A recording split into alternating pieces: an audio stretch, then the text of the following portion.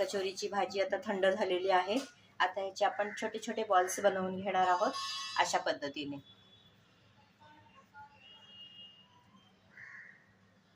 हे गोळे तयार करून घेतलेले आहेत। आता आपण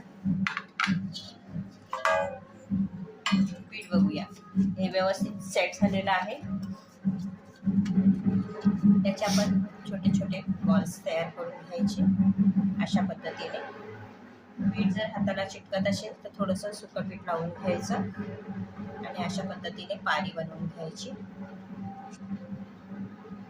अशा पद्धतीने जशी मोदकासाठी बनवतो आपण, मोदकच्या लाडूसाठी, आणि त्याच्यामध्ये हे बनवलेलं स्टफिंग टाकून द्यायचं आणि अशा पद्धतीने बंद करून घ्यायचं।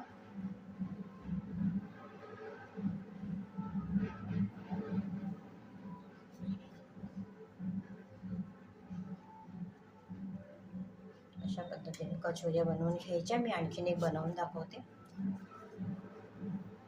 तुम्हाला हव्या तेवढ्या मोठ्या आकारात, छोट्या आकारात बनवून घ्यायच्या। मी इथे सुकं पीठ लावते आहे, तुम्हाला हवं असेल तर तिथे तेलाचा वापर करू शकता। आणि तशीच मोदकाच्या पारीप्रमाणे बनवून घ्यायची आहे ह्याची पारी, आणि त्याच्यामध्ये स्टफिंग घालून घ्यायचं आहे अशा पद्धतीने, आणि अशी बंद करून घ्यायचं आहे। अशा पद्धतीने आपण सर्व कचोऱ्या बनवून घ्यायच्या आहेत।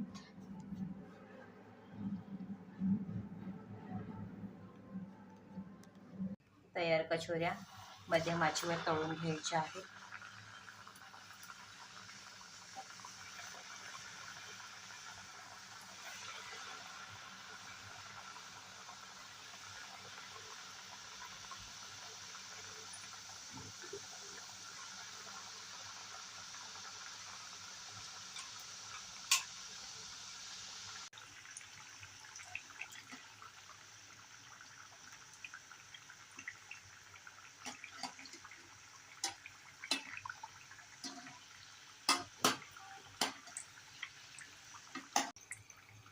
अशा पद्धतीने आपल्या मस्त अशा कचोऱ्या बनवून तयार आहेत।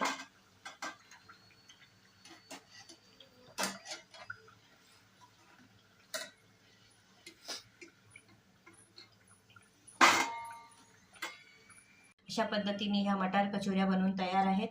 गरमागरम मटार कचोरी ही हिरव्या चटणी बरोबर, चिंचेच्या चटणी बरोबर किंवा दह्यासोबत तुम्ही खाऊ शकता। अतिशय उत्तम झालेली आहे। आवडल्यास लाईक, शेअर, सबस्क्राईब करा। धन्यवाद।